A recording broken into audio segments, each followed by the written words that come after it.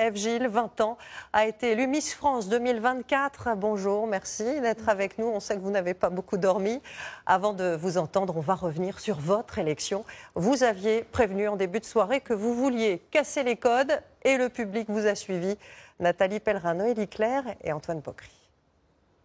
Miss France 2024 est et restera Miss Nord-Pas-de-Calais. Ève Gilles, l'étudiante en mathématiques, réalise son plus grand rêve. Sans perdre son humour. Je pense que là, je n'atterris pas, je ne me rends pas compte. Je pense qu'il me faudra plusieurs jours pour réaliser. Mais par contre, la couronne, elle tient très bien sur mes cheveux. Une soirée particulièrement riche en émotions, après l'hommage rendu à Geneviève de Fontenay. Avec 40 Miss de 1960 à nos jours présentes sur le plateau. Les proches de la nouvelle Miss France peinent à retrouver leurs esprits, en particulier sa mère, réunionnaise. Je suis remplie de bonheur, en fait. J'ai pas des mots pour exprimer ce que je ressens. Et on souhaite qu'elle vive une aventure extraordinaire. À peine couronnée, cap vers Paris. Il faut s'adapter à tout et c'est ça qui fait la force d'une Miss France. 3 heures de route, 3 heures de sommeil seulement. Arrivée à l'aube, dans un palace parisien. Oh mon Dieu. Une centaine de tenues l'attendent. La princesse. Moi, j'habite dans la campagne avec mes parents, donc une chambre comme celle-ci, j'en ai jamais eu. Rapide retouche de coiffure, de maquillage et surprise. Une Rolls-Royce des années 30 pour une séance photo. Super, joue-le, voilà. L'adrénaline fait oublier la température de 2 degrés ce matin. Il fait chaud, tu sais, on est aux Antilles.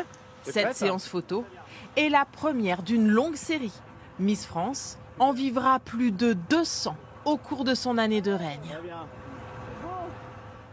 Ève, vous avez une particularité qu'il faut souligner. Vous êtes la première Miss France à porter les cheveux courts et vous avez d'ailleurs insisté sur ce détail dans votre présentation hier. Est-ce que vous avez l'impression d'avoir un peu tordu le cou à des clichés sur ce que doit être une Miss France aujourd'hui ? Oui, ça change un petit peu des Miss qu'on a connues avant, forcément. Après, j'ai pas envie d'être connue comme la Miss aux cheveux courts, évidemment. Mais oui, ça change. On se dit toujours que pour être Miss, il faut entrer dans une case, avoir fait l'école de Miss.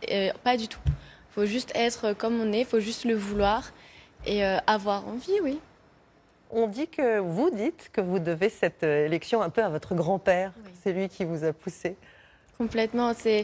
L'été passé, mon grand-père n'arrêtait pas de dire à ma mère « Mais pourquoi elle ne se lance pas? Pourquoi elle n'y va pas ?» Donc ma mère a commencé à me le dire, à me le répéter. Et vers novembre, je me suis dit « Ève, t'es bien dans ton corps, t'es bien dans ta tête, t'es en études. Donc si tu veux prendre 1 an pour toi, c'est maintenant ou jamais. » Vous êtes la 4e Miss Nord-Pas-de-Calais en seulement 8 ans. Qu'est-ce qui se passe dans cette région ? Comment expliquer ce succès ? Je pense que les Miss du Nord arrivent à aller chercher les gens chez eux. C'est pas juste on est du Nord-Pas-de-Calais, donc tout le Nord va voter pour nous. Non, on est vraiment en campagne, on pose des affiches, on essaie de les rencontrer, on fait des interviews, on essaie de se faire connaître, on essaie de créer un lien.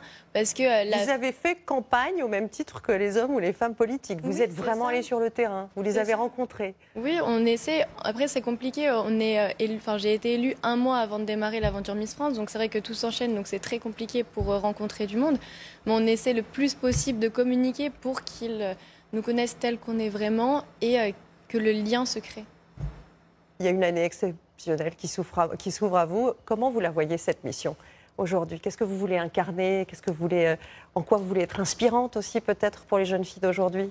J'ai envie d'être la femme forte, j'ai envie qu'on se dise ok, peu importe de là où on démarre, peu importe le chemin qu'on emprunte, on peut réussir à atteindre nos objectifs. C'est ce que j'ai vraiment envie de représenter, de montrer que la représentation de la femme est diverse, qu'on est toutes belles, qu'on a toutes nos particularités, qu'on est toutes uniques. Je ne suis pas unique que par mes cheveux, je suis unique parce que je suis unique parce que je suis Ève. Et vous faites aussi des maths et on sait combien c'est compliqué d'attirer les filles dans les filières scientifiques. Est-ce que là-dessus aussi, vous pensez que vous avez un message à faire passer? Oui, parce que pour moi, il y a aussi un problème dans l'appréhension des maths. C'est-à-dire qu'on va dire aux jeunes filles, aux jeunes hommes, à tout le monde. Oui, les maths, c'est compliqué, vous allez voir, c'est dur, il faut s'accrocher. Non, il faut leur dire, écoutez, c'est un défi, vous allez vous amuser, il y a un problème, il faut trouver la solution. Et là, ça changera toute la dynamique, parce que c'est pas juste aux professeurs de nous dire ça, c'est aussi dans l'entourage. Forcément, si nos parents sont derrière nous en mode « Ah, tu verras, c'est dur », ça va être compliqué. Que s'ils sont là derrière nous en mode « Ah, on est trop fiers de toi, tu vas y arriver », tout cool. Merci infiniment d'être venu sur ce plateau ce midi. On vous souhaite évidemment de profiter de cette année merveilleuse qui s'offre à vous et encore félicitations pour cette élection. Merci beaucoup. Merci à vous pour l'invitation.